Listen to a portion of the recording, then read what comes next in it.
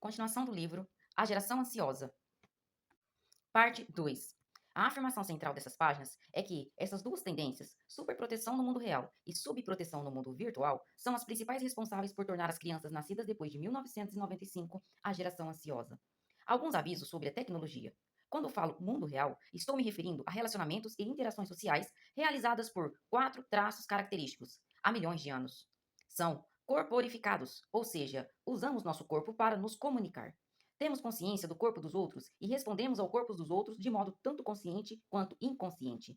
São síncronos, ou seja, acontecem ao mesmo tempo, com sutilezas relacionadas ao string e revezamento.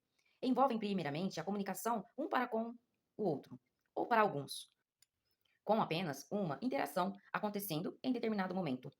Ocorrem dentro de comunidades com um custo de entrada e saída, e de modo que as pessoas se sentem fortemente motivadas a investir em relacionamentos e a reconciliarem umas com as outras em caso de rachas. Por outro lado, quando falo de mundo virtual, estou me referindo a relacionamentos e interações sociais representadas por 4 traços característicos há apenas algumas décadas.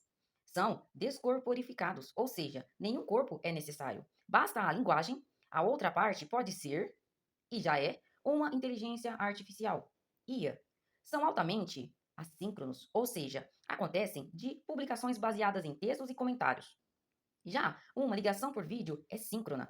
Envolve um número substancial de comunicações um para muitos, transmitindo para um público potencialmente vasto. Múltiplas interações podem ocorrer em paralelo. Ocorrem dentro de comunidades sem custo de entrada e saída, e de modo que as pessoas podem simplesmente bloquear as outras ou sair quando não estão satisfeitas. Em geral, as comunidades têm vida curta e os relacionamentos muitas vezes são descartáveis. Na prática, os limites se confundem. Minha família é bastante mundo real. Embora usemos ligações por vídeo, mensagens de texto e e-mails para manter o contato, de modo análogo, a interação entre dois cientistas do século XVIII, que se comunicavam apenas com cartas, seria mais parecida com um relacionamento virtual. O fator-chave é o comprometimento exigido para fazer o relacionamento funcionar. Quando as pessoas são criadas em comunidades das quais não podem escapar com facilidade, fazem aquilo que nós, ancestrais, fizeram ao longo de milhões de anos. Aprendem a gerenciar relacionamentos e a gerenciar a si mesmas e as suas emoções com o intuito de preservar esses relacionamentos tão preciosos. Com certeza, há muitas comunidades na internet que encontram maneiras de criar compromissos interpessoais e uma sanção de pertencimento fortes. Porém, no geral, quando crianças são criadas em múltiplas redes mutantes em que não há necessidade de usar o nome verdadeiro e das quais é possível sair apertando um simples botão, elas ficam menos propensas a desenvolver tais habilidades. O livro está dividido em 4 partes que explicam as tendências de saúde mental entre adolescentes desde 2010, na parte 1, a natureza da infância e como a arruinamos, na parte 2, os prejuízos decorrentes dessa nova infância baseada no celular, na parte 3, e o que devemos fazer para reverter danos em nossas famílias, escolas e sociedades, na parte 4. É possível mudar se agirmos juntos. Na parte 1, consiste em um único capítulo que expõe os fatos relacionados ao declínio da saúde mental e do bem-estar dos adolescentes no século XXI, mostrando o impacto devastador da mudança acelerada para a infância baseada no celular. No declínio da saúde mental, é indicado por um aumento acentuado nos índices de ansiedade, depressão e automutilação desde o começo da década de 2010, com maior impacto nas meninas. Nos meninos, foi um pouco diferente. A piora, em geral, foi menor, a não ser nos números de suicídios, e às vezes começa um pouco mais cedo. A parte 2 oferece o contexto, as origens da crise da saúde mental da década de 2010.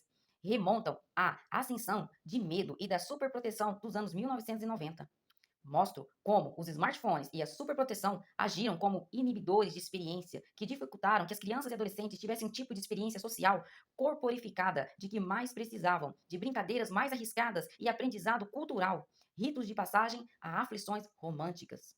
Na parte 3, apresento pesquisas que mostram que uma infância baseada no celular prejudica o desenvolvimento infantil de muitas formas. Descrevo 4 prejuízos fundamentais: privação de sono, privação social, fragmentação de atenção e vício. Então, me concentro nas meninas, para mostrar que o uso das redes sociais não apenas está correlacionado a transtornos mentais, mas é sua causa, e expondo evidências empíricas das inúmeras maneiras de como isso acontece. Explico como a saúde mental dos meninos se deteriora segundo uma lógica e um ponto diferente.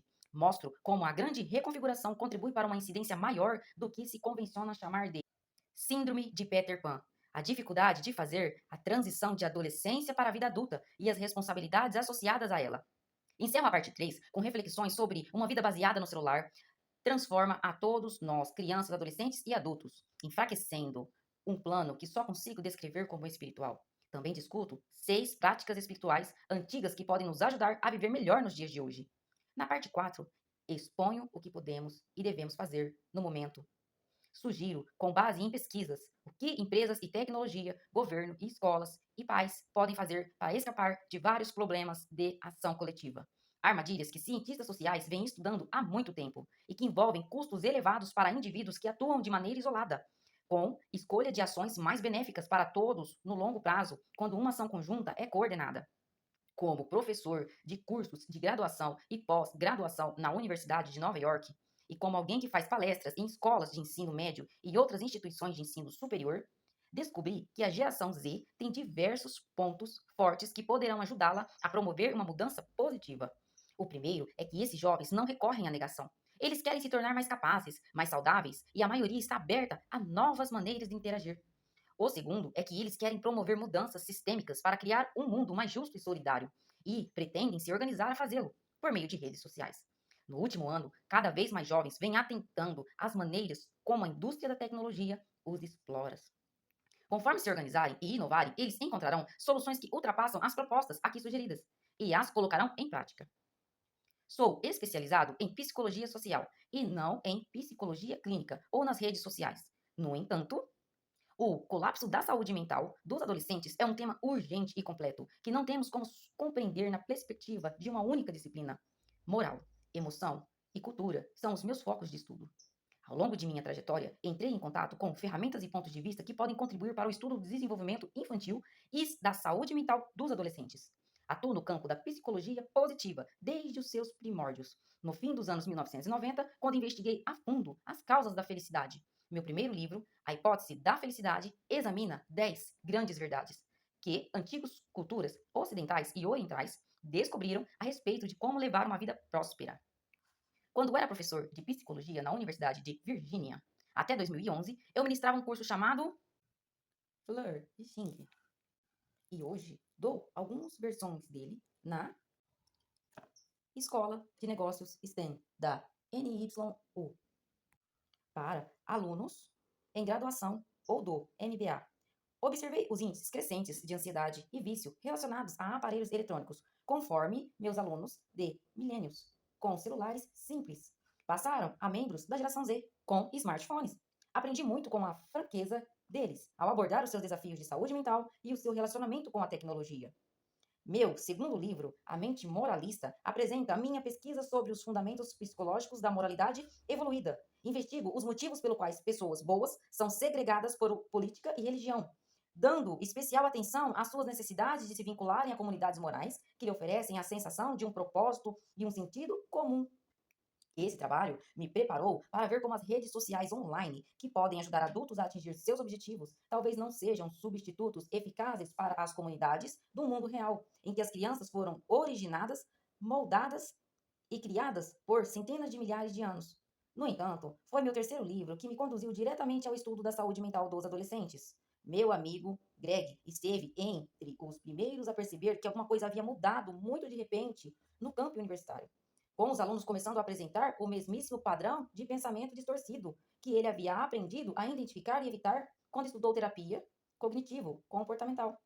Após uma crise de depressão grave em 2007, Greg é advogado e presidente da Fundação para os Direitos Individuais, que muito ajuda os alunos a se defenderem da censura da administração dos campi. Em 2014, ele estranhou que os alunos começaram a solicitar às instituições que os defendessem de livros e palestrantes que os fizessem a se sentirem seguros.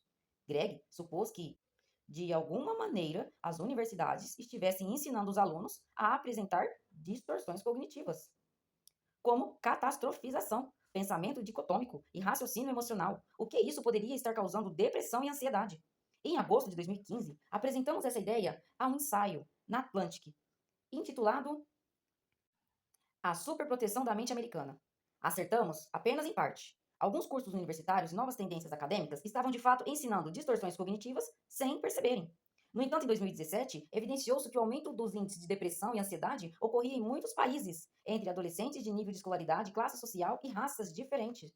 Na média, pessoas nascidas após 1996 eram psicologicamente diferentes daquelas nascidas no mesmo em poucos anos antes. Decidimos transformar o artigo publicado pela Atlantic em um livro com o mesmo título. Neles, analisamos as causas da crise de saúde mental, levando em conta o livro de Jim, publicado em 2017. Na época, no entanto, quase todos os indícios eram correlacionais. Logo depois que ganhavam um iPhone, os adolescentes começavam a se sentir mais deprimidos. Os usuários mais assíduos eram também os mais deprimidos. Enquanto aqueles que dedicavam mais tempo a atividades ao vivo, participando de equipes esportivas ou comunidades religiosas, por exemplo, eram mais saudáveis. Entretanto, considerando que correlação não é prova da causalidade, alertamos os pais a não tomarem medidas drásticas com base nas pesquisas existentes até então. Quando escrevo esse livro, em 2023, há muito mais pesquisas disponíveis, tanto experimentais quanto correlacionais, que comprovam os danos que as redes sociais provocam em adolescentes, em especial meninas na puberdade. Também descobri, durante a pesquisa, que as causas do problema são mais amplas do que eu acreditava de início. Não é apenas uma questão de smartphones e redes, tem a ver com uma transformação histórica e sem precedentes na infância humana. Há uma transformação que afeta meninos e meninas. Temos mais de um século de experiência em tornar o mundo real seguro para as crianças. Os automóveis se popularizaram no início do século XX e dezenas de milhares de crianças morreram até que os Estados Unidos instituíam a obrigatoriedade do cinto de segurança nos anos de 1960 e do uso de cadeirinha em 1980. Quando eu estava no ensino médio, no fim dos anos 1970, muitos colegas fumavam e cigarros podiam ser comprados facilmente em máquinas automáticas. Elas acabaram sendo proibidas e fumantes passaram a ter que comprar cigarros de atendentes que poderiam comprovar a sua idade. Ao longo de muitas décadas, encontramos maneiras de proteger as crianças, enquanto os adultos era permitido fazer o que bem entendessem.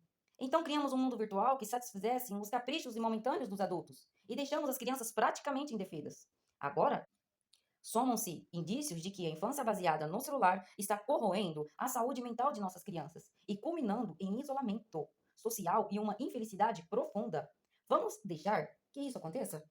Ou, como ocorreu no século XX, vamos encarar que às vezes precisamos proteger as crianças, mesmo que isso represente incômodo para os adultos? Apresentarei muitas ideias de reformas na parte 4, todas com o objetivo de reverter os dois maiores erros que cometemos: proteger excessivamente as crianças do mundo real, onde elas precisam aprender a partir de várias experiências diretas, e deixá-las desprotegidas na internet, onde elas ficam particularmente vulneráveis na puberdade. Minhas sugestões se baseiam nas pesquisas apresentadas nas primeiras 3 partes do livro. Como suas conclusões são complexas e alguns, inclusive, alvo de controvérsia entre pesquisadores, tenho certeza que estarei errado em alguns pontos. Portanto, farei o meu melhor para corrigi-los por meio da atualização do suplemento desse livro na internet. Não obstante, há 4 reformas tão importantes em que tenho tamanha confiança e vou chamá-las de fundamentais. Elas forneceriam uma base para uma infância mais saudável na era digital. 1. Nada de smartphone antes do 9º ano. Os pais devem adiar o acesso à internet 24 horas por dia, dando ao filho apenas celulares básicos, com aplicativos limitados e sem navegador de internet antes do 9º ano escolar, por volta dos 14 anos. 2. Nada de redes sociais antes dos 16. As crianças devem passar pelo período mais vulnerável do desenvolvimento cerebral sem ter acesso a um fluxo sem filtro de comparações sociais e influenciadores escolhidos por algoritmos. 3. Nada de celular na escola. Durante todo o período de aula, em todas as escolas, desde o ensino fundamental até o médio, os alunos devem deixar trancados os celulares, smartphones e qualquer outros dispositivos pessoais que possam enviar ou receber mensagens. Só assim, a sua atenção estará disponível para se concentrar nos colegas e professores. 4. Muito mais brincar não supervisionado e independência na infância. É assim que as crianças desenvolvem naturalmente habilidades sociais, superam a ansiedade e se tornam jovens, adultos, autônomos. Não seria difícil implementar essas 4 reformas se muitos de nós as puséssemos em prática? Ao mesmo tempo, o custo é quase zero e elas funcionam mesmo sem a ajuda dos legisladores. Se a maioria dos pais e das escolas numa comunidade se comprometesse, acredito que em 2 anos veríamos uma melhora substancial na saúde dos adolescentes. Considerando que a inteligência artificial, IA, e a computação espacial, como os óculos de realidade virtual, estão prestes a tomar um mundo virtual muito mais imersivo e viciante, acho melhor começarmos hoje. Enquanto escrevia A Hipótese da Felicidade, o meu respeito pela sabedoria antiga e pelas descobertas das gerações que viveram antes de nós só cresceu. Como os grandes pensadores aconselhariam a lidar com uma vida centrada no celular? Eles nos diriam para abandonar os dispositivos e recuperar o controle de nossa mente. Cito Epileto, que no século I lamentava a tendência humana a deixar as suas emoções fossem controladas por outros. Se o seu corpo fosse entregue a uma pessoa, você sem dúvida faria objeção. Então, por que não se envergonharia de deixar a sua mente vulnerável a quem quer que o critique, a ponto de provocar confusão e desconcerto imediato? Qualquer pessoa que fica verificando se a mencionam nas redes sociais ou que já ficou obcecada pelo que foi publicado ao seu respeito compreenderá a preocupação de Epiteto. Mesmo quem é raramente citado ou criticado e fica só passando pelo feed infinito, que retrata o que os outros estão fazendo, do que estão se reclamando, o que está acontecendo, e vá se identificar com o que Marco Aurélio aconselhou a si próprio no século II. Não desperdice o que lhe resta de tempo, se preocupado com os outros, a menos que afete o bem comum. Isso o impedirá fazer qualquer coisa útil? Você se ocupará em excesso do que fulano está fazendo? E por quê? E o que está dizendo? E no que está pensando? E o que está tramando? E todas as outras coisas que desconcertam e o impedem de se concentrar em sua própria mente? Adultos da geração 10 e gerações anteriores apresentam um aumento de índices de depressão clínica ou transtorno de ansiedade desde 2010. Porém, novas tecnologias e suas incessantes interrupções e distrações deixam muito de nós irritados, dispersos e exaustos. Com a IA generativa, permitindo a fabricação de fotos, vídeos e notícias super realistas, a vida na internet provavelmente vai se tornar muito mais confusa.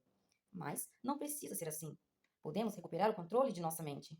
Esse livro não é apenas para os pais, professores e aqueles que cuidam de crianças ou se importam com elas. É para qualquer um que queira compreender como a reconfiguração da consciência e das relações humanas mais rápidas da história tornou mais difícil para todos pensar, concentrar-se, esquecer-se de si, mesmo bastante para se importar com os outros e construir relacionamentos próximos. A geração ansiosa é sobre restabelecer uma vida humana para os seres humanos de todas as gerações.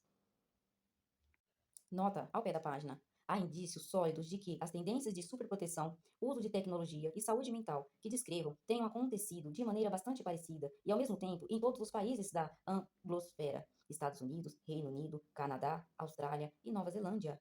Acredito que elas estejam presentes na maior parte do mundo ocidental desenvolvido, embora com variações baseadas em nível de individualismo, integração social e outras variáveis culturais. Estou reunindo estudos de outras partes do mundo e escreverei sobre as tendências nesses países. Uma explicação sobre gênero. Meninas e meninos usam plataformas diferentes, em geral de maneiras diferentes, e apresentam padrões de saúde mental e transtornos mentais. Por isso, uma boa parte desse livro, em particular os capítulos 6 e 7, observa tendências e processos em meninas e meninos separadamente. Vale notar que um número cada vez maior de jovens da geração Z se identifica como não binário. Vários estudos indicam que a saúde mental da juventude não binária é ainda pior do que seus pares, que se identificam como gênero masculino ou feminino. As pesquisas sobre esse grupo permanecem escassas, tanto em termos históricos quanto na atualidade, e espero que estudos futuros explorem como essas tecnologias afetam especialmente a juventude não binária. A maior parte das pesquisas que cito se aplica em todos os adolescentes, portanto, os 4 prejuízos fundamentais os afetam independentemente de gênero. Fim do segundo capítulo.